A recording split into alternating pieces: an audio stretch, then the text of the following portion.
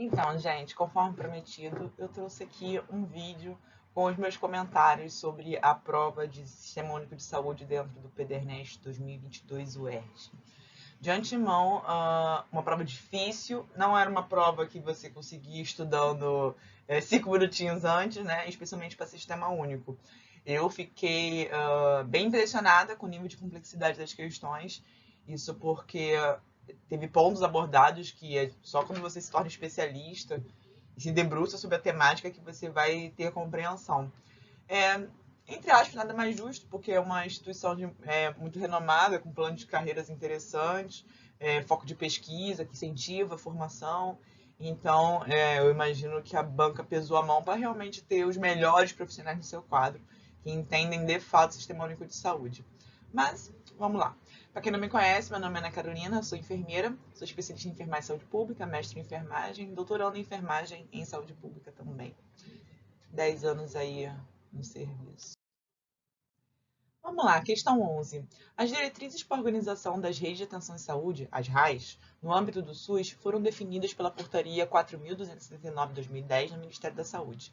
A estrutura operacional da RAIs é composta por 5 componentes, sobre os quais é correto afirmar que. E é interessante porque a gente sempre se debruça para saber o que são esses componentes da RAIs, né? E aí, né, quem é meu aluno sabe o quanto que eu falo que, olha, gente, RAIS pensa sempre como se fosse uma cidadezinha, um município, todas as estruturas que o município precisa ter para funcionar e dar conta da saúde da população.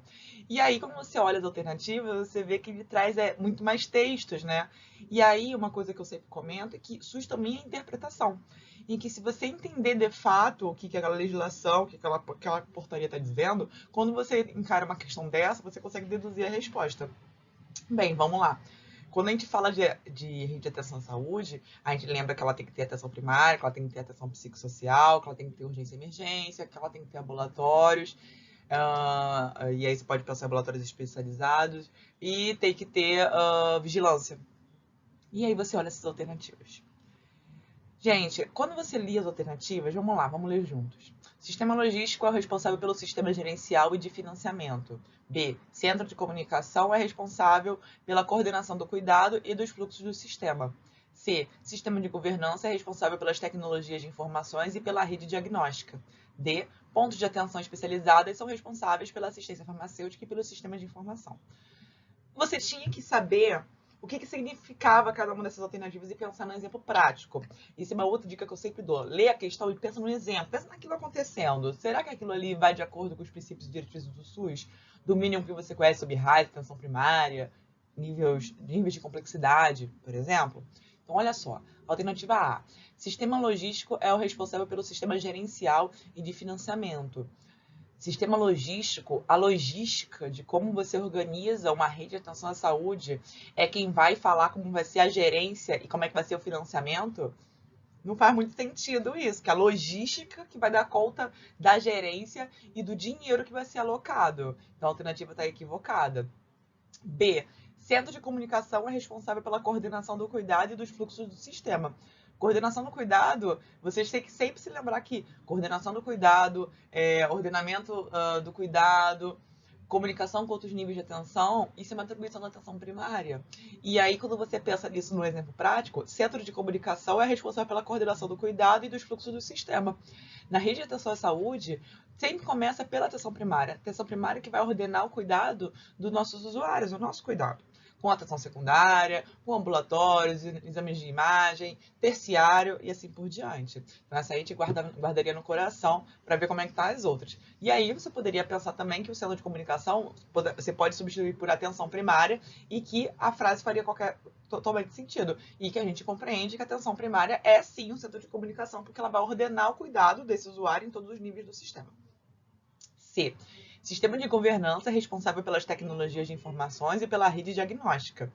Sistema de governança, o governo é responsável pelas tecnologias de informações e pela rede diagnóstica. O governo que vai decidir como que vai ser essa rede diagnóstica, sendo que a rede diagnóstica demanda de um diagnóstico situacional, de qual é a demanda daquele território, de como as pessoas estão adoecendo, morrendo e vivendo, para você conseguir determinar qual rede diagnóstica você vai precisar dar conta.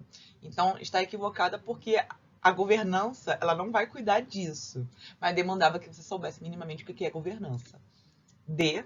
Pontos de atenção especializadas são responsáveis pela assistência farmacêutica e pelos níveis de sistema de informação. Essa alternativa é uma das que menos faz sentido, né? Isso porque pontos de atenção especializadas são responsáveis pela assistência farmacêutica. Então, a atenção primária não dispensa medicação, só especializada. E nossos hipertensos diabéticos. Então, vocês percebam que, pensando no exemplo prático, vocês conseguem deduzir qual é a resposta certa. Nesse caso aqui, a alternativa certa é a letra B de bola, porque você conseguia pensar que esse centro de comunicação era a atenção primária. 12.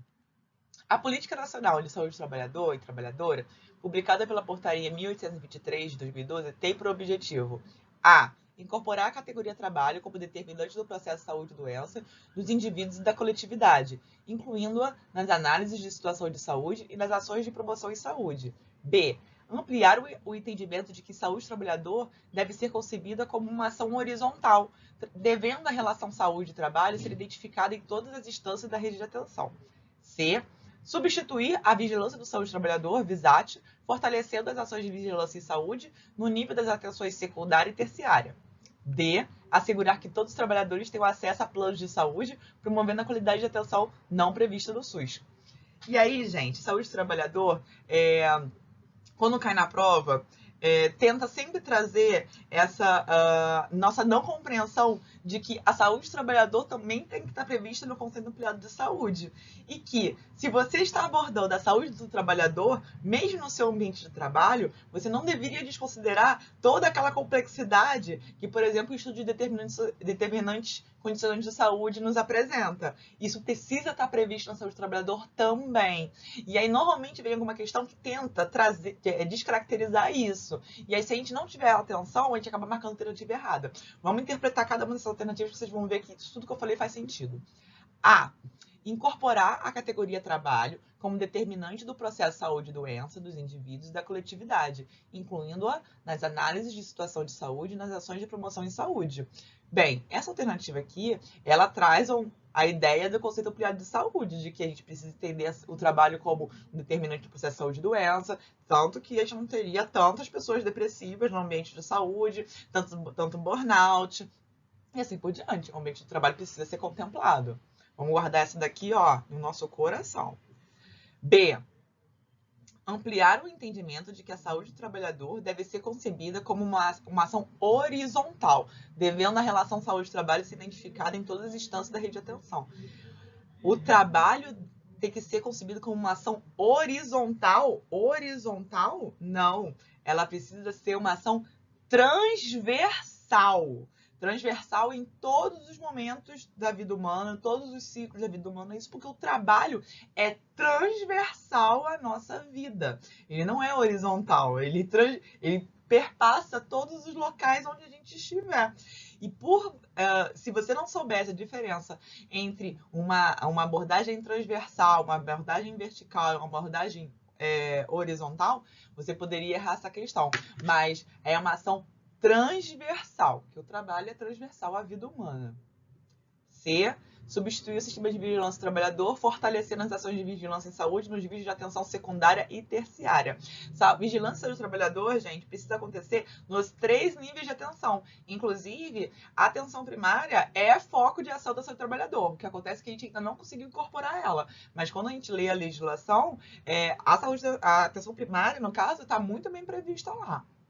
Porque a gente vai entender a saúde do trabalhador no conceito ampliado de saúde. E no conceito ampliado de saúde, meu bem, são os 3 níveis de atenção, não tem jeito. D. Assegurar que todos os trabalhadores tenham acesso a planos de saúde. Plano de saúde? Como assim plano de saúde? Quer dizer que a gente vai ter que... A gente financia o SUS, a gente ainda vai ter que pagar alguma coisa aí da vida para poder a gente conseguir dar acesso à saúde aos trabalhadores? Isso faz o menor sentido.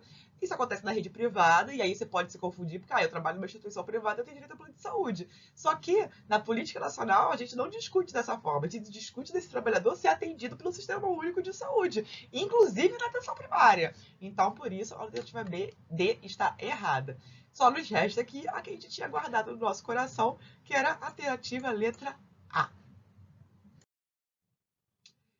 Ah, essa aqui eu dei já um pouquinho de spoiler, né? Essa aqui foi a questão relativamente mais fácil da prova, sendo que você tinha que saber a diferença de um princípio organizacional com o princípio doutrinário. E a pegadinha era, o princípio organizacional, gente, é a mesma coisa que diretriz. Só você tinha que só saber esse ponto, que senão você ia se embananar. Olha só como essa questão não era tão fácil assim. Lei 8.080/90 institui o SUS. Sua construção baseou-se em um conjunto de princípios organizacionais e doutrinários, dentre os quais constam respectivamente. E aí, como eu já adiantei, vocês tinham que saber que o princípio organizacional era a diretriz. E aí, um resuminho rápido. A diretriz, o princípio organizacional, eles são princípios que ajudam a organizar o processo de trabalho do Sistema Único de Saúde. Como que eu faço um país de tamanho continental se organizar com tantas ações que precisam ser feitas, desde gerência de ações de gestão, quanto ações assistenciais lá na unidade de atenção primária, secundária e terciária. Isso que é uma diretriz, isso que é um princípio organizacional. Ele organiza o processo de trabalho, direciona o processo de trabalho.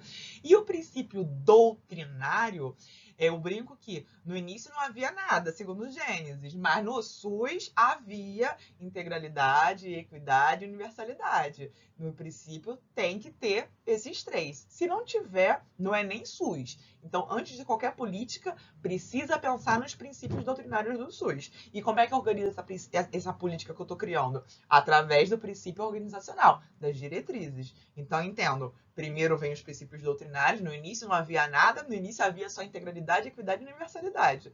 E aí como é que eu ponho isso no mundo para funcionar? Com as diretrizes, com ações de descentralização, regionalização, hierarquização e participação. Vamos lá agora? E ele trazia ainda que era respectivamente. Então, primeiro é uma diretriz e depois é um princípio. Então, vamos embora lá.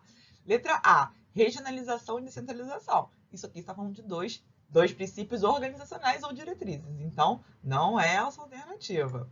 B, resolubilidade e hierarquização. Resolubilidade nem é nenhum nem outro. Então, letra C, integralidade e universalidade. Dois princípios doutrinários. Princípio. No início não havia nada, havia isso daí, mais equidade. E letra D, participação social e equidade. Gente, participação social é uma diretriz e equidade é um princípio doutrinário. Então, esta era a alternativa correta. Por isso, brinquei que não foi uma questão tão fácil, porque você precisava diferenciar um do outro. Essa questão aqui, gente, eu fiquei muito chateada com essa questão. Porque existe um capítulo no livro da Rocco Airol, que é um livro que todo mundo da saúde pública estuda, e existe uma última seção desse capítulo, de algumas páginas, em que ele vai ter esta citaçãozinha aí específica, gente. E apesar do capítulo inteiro falar no modelo sanitarista, falar do modelo médico hegemônico, etc., ele se ateve ao último modelo proposto por um grupo de pesquisadores brasileiro, que seria o avanço do modelo sanitarista para o modelo de vigilância da saúde. E aí, por conta desta citação exata que a banca colocou, em que eu também entendo que eles fizeram o copia e cola para que ninguém conseguisse fazer um recurso, porque eu já estava aqui procurando citações para a gente conseguir redigir o recurso, só que no finalzinho do capítulo, estou até com o livro aqui, só que eu acho que eu não vou conseguir mostrar para vocês, está aqui o modelo de vigilância da saúde. Logo depois tá, considerações finais e referências. Só para vocês terem uma ideia de que realmente é um pedacinho do capítulo que vai falar sobre isso. Infelizmente, gente, a resposta certa é a letra C. Modelo de vigilância da saúde. O bom é que, a partir de agora, todas as minhas aulas vão ter esse modelo, porque se a banca aprendeu a cobrar isso, eu também vou aprender a colocar nas minhas aulas para vocês, porque sempre cai só o modelo sanitarista e os modelos médicos assistenciais característicos da ditadura militar. Ah, vocês aprenderam? A gente também aprende, e a gente vai colocar isso nas nossas aulas. Vamos ler a questão para a gente aprender. O modelo surge da necessidade de inversão do modelo assistencial hegemônico, com ênfase na redefinição das práticas da saúde e na busca da efetivação da diretriz da integralidade do SUS. 3 pontinhos. Está exatamente assim no capítulo, gente. Trata-se de um modelo tecnológico de intervenção que contempla problemas, necessidades e determinantes em saúde, Rocairol 2017.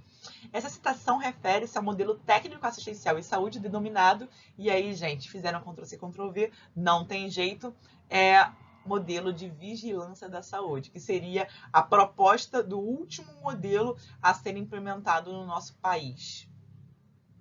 Que pena, né? Ai, gente, eu tô doída dessa questão, muito doída, de pegar um último pedacinho do livro que a gente nem para estudar, nem para se debruçar, porque é um modelo que ainda não está implementado no nosso país.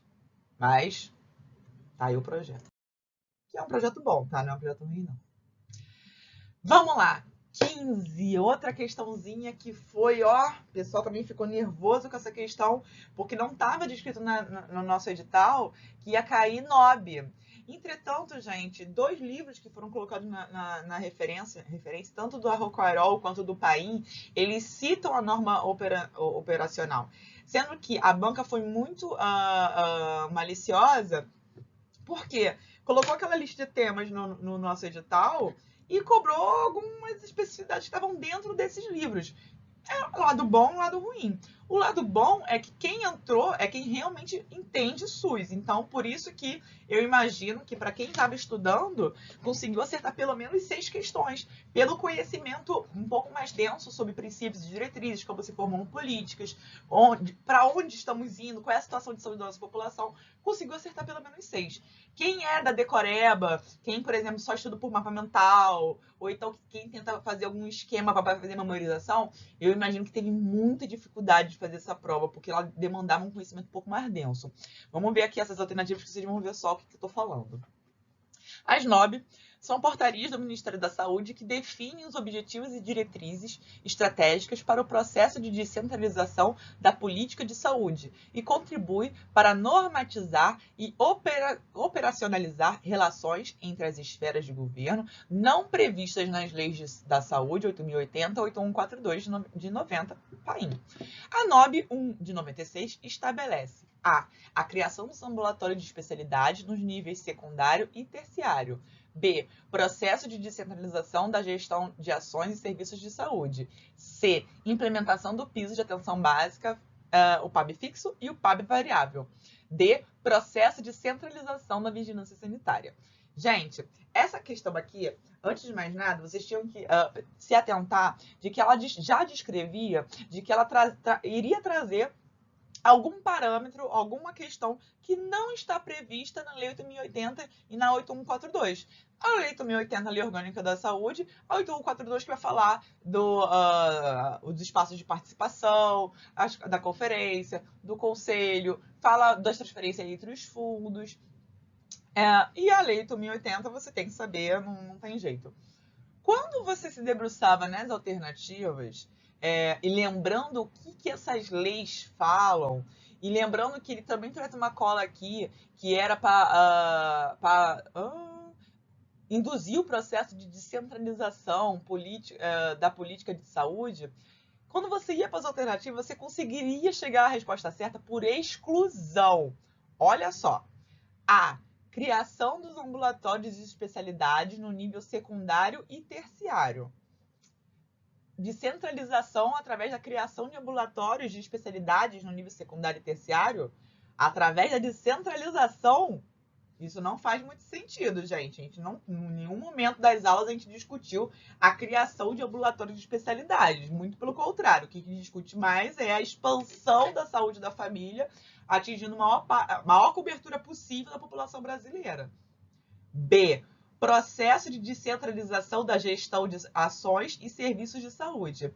Essa daqui eu até aceitaria vocês ficarem na dúvida, porque ele fala de descentralização. Só que ele não fala nada que não está previsto na Lei 8.080. Processo de descentralização da gestão de ações e serviços de saúde. Basicamente, descreveu a descentralização. Mas não trouxe novidade, não trouxe nada que não esteja previsto na Lei 8.080. Então, essa daí você precisava ter algum conhecimento mais denso, inclusive de interpretação, de que isso aí já tá descrito na Lei 8.080.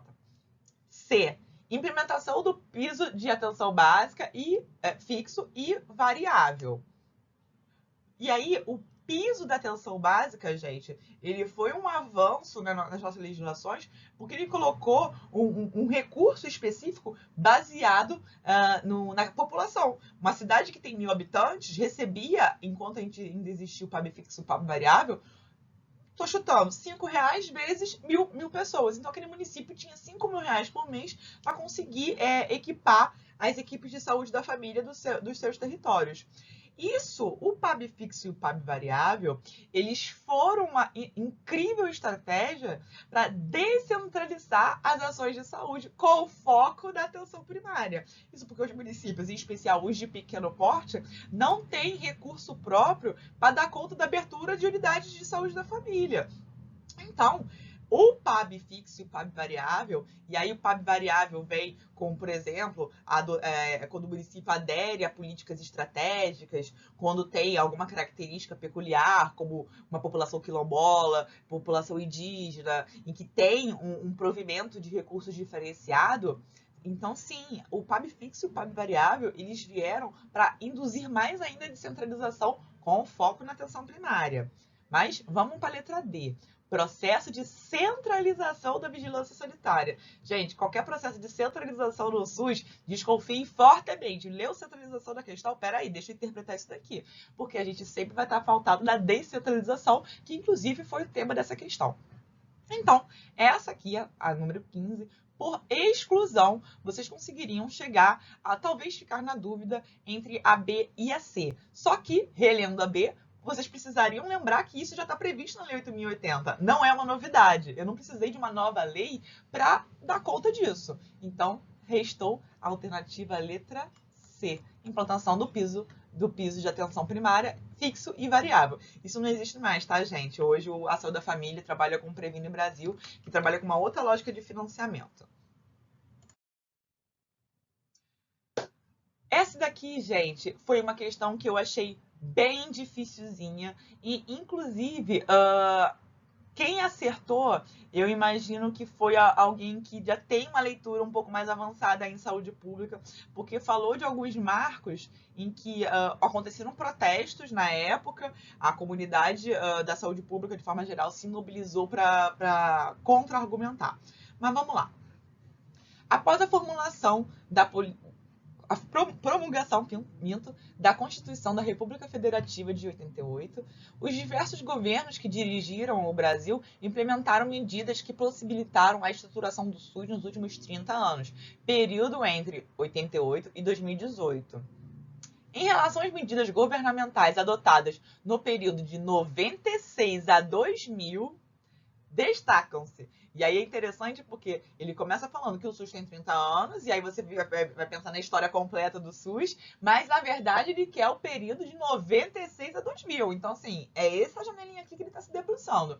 Por isso que é uma questão difícil, porque você decorar a cronologia das publicações do SUS é uma super tarefa. Essa aqui é uma questão de que foi uma questão que só realmente quem entende sobre isso, ou que estudou esses pontos, conseguiu fazer, porque não, eu conheço isso aqui, acertou. Mas eu imagino que muitos fizeram por exclusão ou chutaram. Mas vamos lá. Criação da Agência Nacional de Vigilância Sanitária e do Programa Saúde da Família. Gente, se você lembrasse que o PSF foi criado em 94, você conseguia cortar essa daqui. Normalmente a gente fala sobre isso nas aulas, tá? De saúde pública. Mas isso aqui foi criado em 94. E aí você conseguiu excluir a letra A. Vamos lá. B. Implementação do tratamento gratuito para HIV/AIDS e a criação da Agência de Saúde Suplementar. Gente, o tratamento gratuito HIV/AIDS, ele realmente foi um avanço enorme enquanto Sistema Único de Saúde. Isso porque a gente colocou na prática nossos princípios. Não é uma coisa implementada por todos os países do mundo, tá? Muitos países, inclusive de primeiro mundo, eles cobram pelo tratamento de HIV/AIDS. Essa daqui você não saberia como responder, mas você guarda no coração para ver como é que estão as outras alternativas, porque você não sabe quando que foram esses marcos. C. Criação do serviço de atendimento móvel de urgência e do contrato organizativo da ação pública da saúde. Gente, essa daqui foi realmente um pouco triste. Por quê? O serviço de atendimento móvel de urgência, nosso bom e velho conhecido SAMU, que a gente liga através do número 192, ele foi criado em 2004. Ele é relativamente recente. Talvez alguns de vocês, que são um pouco mais velhos, tenham conseguido fazer essa alternativa porque vocês lembram quando foi publicado, lembram quando o SAMU chegou. E o SAMU chegou em 2004, gente, não foi em 2000. Olha que sacanagem. Se você lembrasse quando foi implementado, você conseguiria cortar essa alternativa aqui. Então, era errada. D. Aprovação da emenda constitucional 95. Gente, a emenda constitucional 95 é a emenda de teto de gastos, que não aconteceu nesse período.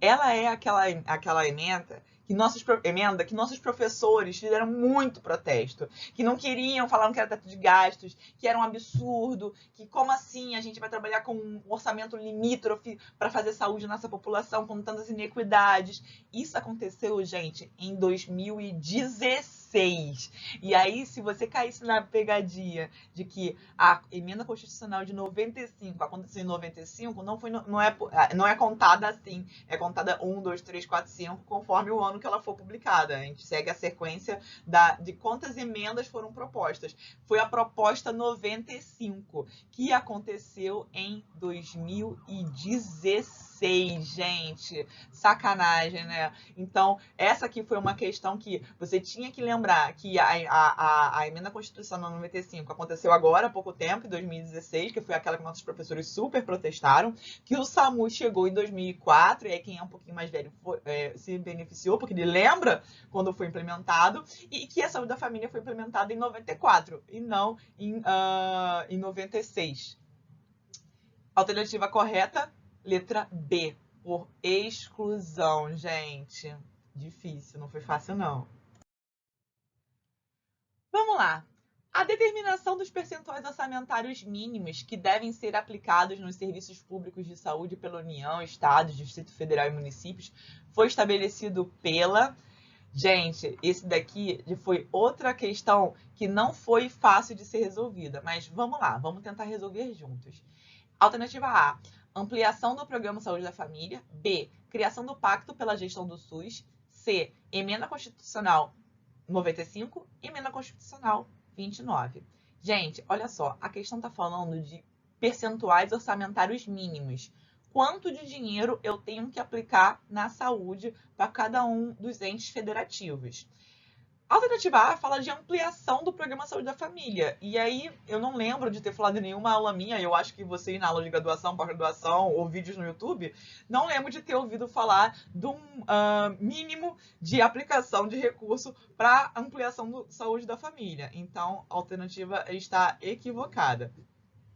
Criação do Pacto pela Gestão do SUS.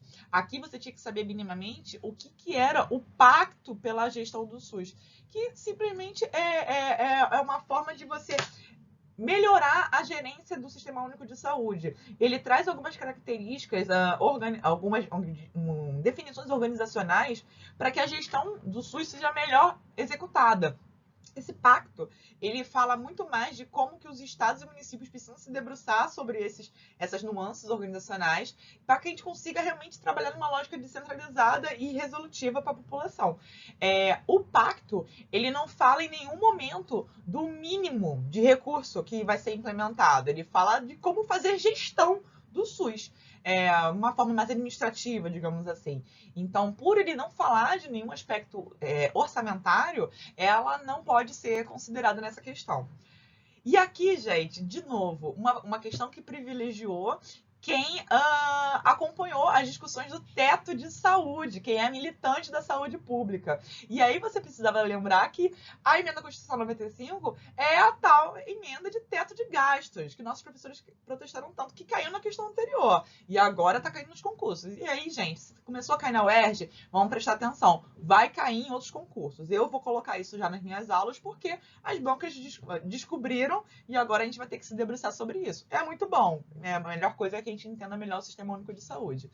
Então, essa aqui não está correta. Sobrou a emenda constitucional 29, que alterou alguns pontos da Constituição e acrescentou outros aspectos, mas que ela sim é que vai falar dos mínimos orçamentários para investimento na saúde, melhor dizendo. Vamos lá. Pacto pela Saúde foi instruído pelas portarias 399 de 2006 e 699 de 2006 também, frente aos desafios e dificuldades encontradas durante a vigência das NOB e na Norma Operacional de Assistência à Saúde, as NOAS. O Pacto pela Saúde propõe interação das políticas de saúde e é composto por 3 dimensões: Pacto pela Vida, Pacto em Defesa do SUS, Pacto de Gestão do SUS. O Pacto de Gestão do SUS estabelece. E aí, gente, vocês tinham que lembrar que o Pacto de Gestão, ele nos ensina como ser um melhor gestor para o Sistema Único de Saúde. Como que eu consigo organizar melhor o meu trabalho, meu processo de trabalho, como que eu penso melhor no meu trabalho, para eu conseguir dar conta de todas as ações que eu tenho que implementar para garantir a saúde da população. Vamos lá para as alternativas. Há prioridades sanitárias pactuadas a partir da análise da situação de saúde da população. B. Responsabilidade sanitária de cada instância gestora do SUS de forma inequívoca. C. Maior autonomia para o Ministério da Saúde na gestão dos processos no SUS. D. Articulação e apoio à mobilização social pelo desenvolvimento da cidadania. Gente, essa aqui também era uma questão que você conseguia também resolver com alguma exclusão. Mas vamos lá. Alternativa A. Eu consigo fazer melhor gestão do SUS quando eu estabeleço prioridades sanitárias pactuadas a partir da análise da situação de saúde da população? Sim, eu consigo. Se eu fizer um bom diagnóstico situacional, se eu for lá no território e descobrir, por exemplo, quantos hipertensos tem, quantos diabéticos, quantas gestantes, quantas crianças, quantas pessoas em situação de rua, quantas pessoas que não têm casa, quantas pessoas que não têm alimento, eu consigo gerenciar melhor o Sistema Único de Saúde. Então, essa aqui era uma alternativa que você tinha que guardar no coração. B. Responsabilidade sanitária de cada instância gestora do SUS de forma inequívoca. E aí, gente, a gente tinha que saber o que era inequívoca, em que momento a legislação fala que alguma coisa é inequívoca para alguém. E aí, gente, se vocês fossem lá na legislação para ver como que isso aparece, olha só como veio. Como veio a publicação. A publicação fala que precisa definir de forma inequívoca a responsabilidade sanitária de cada instância gestora do SUS, federal, estadual e municipal, superando o atual processo de habilitação. De que a gente não precisava esperar processos burocráticos se concluírem para que o Estado, o município, tivesse a implementação de sua responsabilidade. Então, a questão traz o texto que teve alguma mudança do texto original. Então, ela está errada por conta da mudança do significado da frase em si. Por isso que a alternativa está errada. Mas eu aceitaria se vocês ficassem na dúvida dessa. Mas vamos fazer a C, que vocês vão ver que o que vai sobrar, por exclusão, dava para acertar. C. Maior autonomia para o MS na gestão dos processos do SUS. Maior autonomia para o Ministério? Como se a gente trabalha numa lógica descentralizada, uma lógica hierarquizada. Então, isso aqui vai de encontro com as diretrizes, vai de encontro com os princípios organizacionais que a gente explicou agora há pouco. D. Articulação e apoio à mobilização social pelo desenvolvimento da cidadania. Gente, de fato, o controle social, a participação popular, ela está prevista, sim, nos princípios organizacionais do SUS, né? Só que, quando a gente vai pensar na melhor forma de fazer gestão, a gente precisa, sim, considerar a participação da população nas tomadas de decisão e fiscalização dos planos de saúde, entendendo que o plano de saúde não é plano de saúde privado, tá, gente? Por favor. Mas, se a gente fosse ver na lei como que está descrito essa parte do controle social, ele diz que reitera a importância da participação e do controle social como compromisso de apoio à sua qualificação. Então, o texto ele não traz uma forma tão explícita a questão do controle social. A alternativa, ela mudou um pouco o texto original, mas se você parasse para pensar que eu preciso que o pacto de gestão ele organize a forma que o gestor vai dar conta das ações de saúde, muito mais numa lógica administrativa em si, você poderia cortar a alternativa D. Isso porque ele reitera a importância, citando ela, mas não, quando você faz a leitura do pacto, não está ali toda hora a questão da participação. E aí, gente, ficaria como alternativa mais correta para o que é o enunciado da questão solicita, alternativa letra A. Você vai fazer uma gestão melhor, você será um melhor gestor se você estabelecer quais são as suas prioridades sanitárias. E a partir da prioridade sanitária, você organiza toda a sua rede de atenção à saúde. Alternativa certa, letra A de amor. 19. A Lei 8142 regulamenta a participação e o controle social do SUS, que são consequências diretas do processo histórico de pensar e construir o SUS, tendo como elementos fundamentais e estruturantes o direito à saúde e a democracia. Em relação aos conselhos de saúde, é correto afirmar que, gente, é interessante que eu sempre observo os alunos confundindo muito conselho com conferência, etc. Gente, a conferência, e é um resuminho bem rapidinho, conferência pensa sempre num congresso, e congresso não acontece toda hora, né, gente? Congresso é caro, tem que reservar espaço, tem que fazer coffee break, a gente gosta de coffee break. Então, uma conferência, ela não tem como ser todo mês. Uma conferência, ela é de 4 em 4 anos. E o conselho? O Conselho de Saúde pensa como se fosse uma reunião. Acontece todo mês, eles vão se reunir. E aí, eles vão não só acompanhar a execução dos planos de saúde, como também fazer propostas de ajustes do mesmo. Esse acompanhamento, essas propostas, gente, elas são uma forma de garantir da plena execução dos planos de saúde que vão atender os nossos interesses. Interesses esses que foram levantados a partir das conferências municipais, estaduais e nacional. Numa lógica ascendente de levantamento de demandas, necessidades, em que a gente consegue observar quais estados e municípios têm demandas semelhantes, e aí você consegue organizar a rede de atenção à saúde a atender interesses em comum, quando você tem municípios limítrofes, e assim por diante. Alternativa letra A. São convocadas pelo gestor para debater temas gerais e específicos da política de saúde, conforme a necessidade da população. B. É necessário ter formação técnica prévia e realizar cursos ofertados pelo Ministério da Saúde para participar como membro. C. Uma de suas atribuições condiz sobre a formulação de estratégias e com o controle da execução das políticas de saúde. D. São órgãos colegiados permanentes e deliberativos constituídos por representatividade de 25% dos usuários. Gente, vamos lá, cara. Vamos por partes. Primeiro que qualquer espaço de participação, a população vai participar na ordem de 50%. Qualquer espaço. O povo tem metade dos assentos garantidos. O que acontece é que eu e você não participamos desses espaços, né? Eu até participo pelo segmento do gestor. Mas e aí, você participa? Como normalmente nós não temos o costume de participar, a gente acaba papando mostra numa questão como essa. E aí lê 25% da vida, por exemplo, aqui na alternativa D, e acha que está correto. E não, gente, é 50%. Então essa aqui a gente já consegue cortar de cara só porque ele fala que é 25%. Vamos voltar aqui. ele fala que o Conselho de Saúde, que é a tal reunião rotineira que acontece para acompanhar a execução do plano, e inclusive, quem é meu aluno sabe que o Conselho de Saúde ele pode se deparar com um movimento de corrupção na execução do plano de saúde, e pode, inclusive, fazer denúncia ao Tribunal de Contas, denúncia ao Ministério Público, e assim por diante. Então, é correto afirmar que o Conselho de Saúde ele é convocado pelo gestor para debater temas gerais específicos da política, conforme a necessidade da população.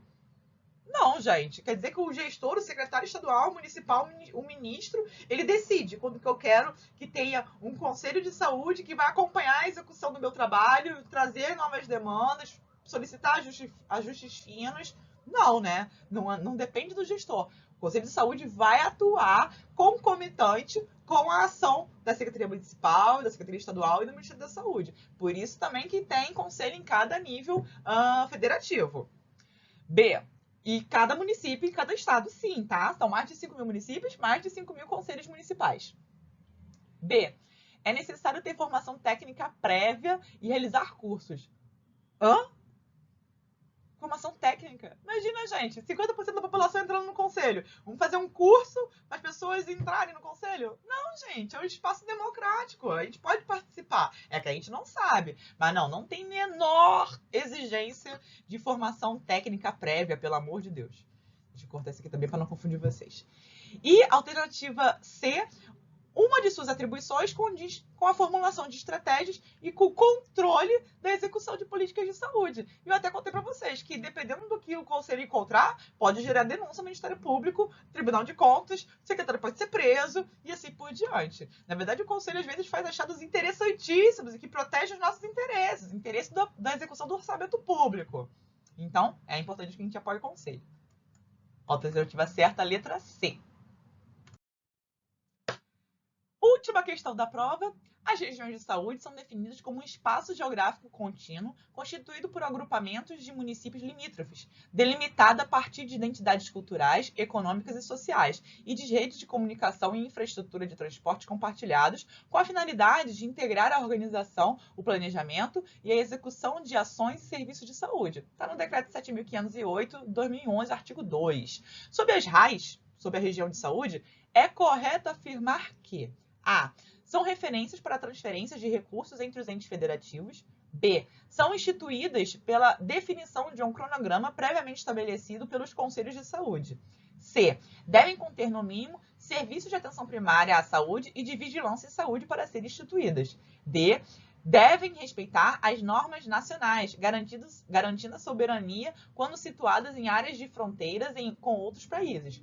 Vamos lá, gente. Se você lembrasse que a RAIS, ela tem aquele serviço de mínimo para funcionar, de cara, só de eu falar, começando falando desse jeito, você já conseguiria cortar, por exemplo, a letra C. Diz que tem que ter, no mínimo, atenção primária e vigilância em saúde. Sendo que nas minhas aulas eu sempre falo, gente, sabe o que vocês sempre esquecem? Atenção psicossocial. Porque a gente tem preconceito com saúde mental. E aí, quando põe a questão, se não colocam a atenção psicossocial, e aí vocês não percebem e marcam errado. Então, gente, não é só atenção primária. Vai ter urgência e emergência, vai ter atenção psicossocial, vai ter a vigilância, vai ter ambulatório.